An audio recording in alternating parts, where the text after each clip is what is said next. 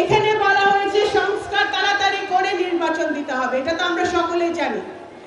একটি কথা বলতে চাই, যারা সংস্কার নিয়ে কথা বলছেন, এখানে আরেকজন প্রধান বক্তা কিছুক্ষণের মধ্যেই আসবে, বিএনপি স্থায়ী কমিটির অন্যতম সদস্য সালাউদ্দিন আহমেদ।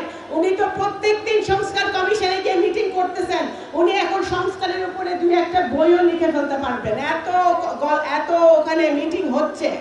কিন্তু বন্ধুগণ, মনে রাখতে হবে, বাংলাদেশ জাতীয়তাবাদী দল এই দেশে একমাত্র দল যে শহীদ জিয়ার 19 দফা থেকে শুরু করে বেগম খালেদা জিয়ার ভিশন 2030, জনাব তারেক রহমানের 27 দফা এবং যেটা এখন পরিবর্তিত হয়ে 31 দফা হয়েছে, বাংলাদেশ জাতীয়তাবাদী দলই বাংলাদেশের মাটিতে সংস্কার এনেছে, প্রত্যেক বিষয়ে সংস্কার করেছে। সুতরাং বাংলাদেশ জাতীয়তাবাদী দলকে সংস্কারের ব্যাপারে শিক্ষা দেওয়ার কিছু নাই।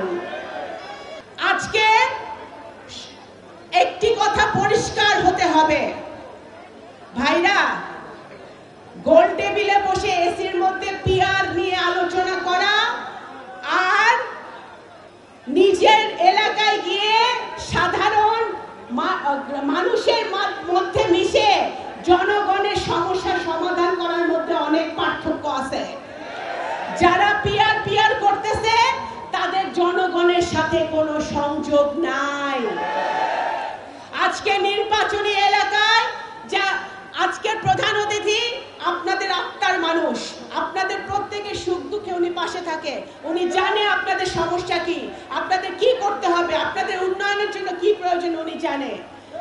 আজকে যারা পিআর নিয়ে চিল্লাচ্ছে তাদের বুঝতে হবে যে প্রত্যেকটি নির্বাচনী এলাকায় তারা এমন জনপ্রতিনিধি চায় যারা তাদের সুখ দুঃখ বুঝবে, তাদের পাশে থাকবে, তাদের বিপদের সময় তাদের পাশে ছিল বিগত দিনে এবং ভবিষ্যতেও থাকবে। সেই নিশ্চয়তা 17 কোটি মানুষ চায়, ভোটাররা চায়।